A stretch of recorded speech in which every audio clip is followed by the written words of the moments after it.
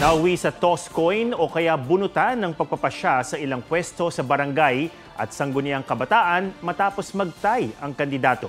May report si Tina Panganiban Perez. Tila nakasulat na sa tadhana ang pagkabarangay chairman ni Lou Claro matapos nila magtabla ni Jose Lu sa pagkakapitan ng barangay nagtupakan sa Lagang Hilang Abra. Si Claro nanalo sa drawlots.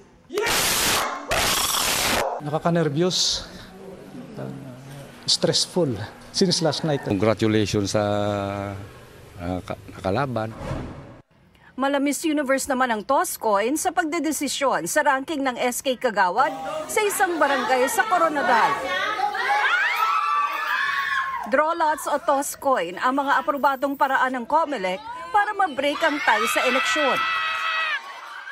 Ayon sa COMELEC, ang tie sa maraming barangay ang dahilan kung bakit hindi pa nakakapagproklama ng mga nanalo sa ilang lugar.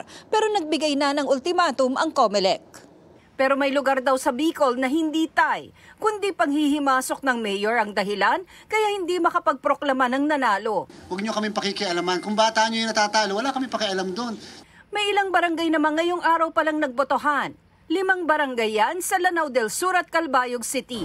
May 3 preso ring tumakbong kagawad at namumurong maiproklama. Nakakagulat to Number 1 kagawad Nasa magkakahiwalay na jail facility sila sa Tanay, Cagayan de Oro City at Dasmariñas, Cavite.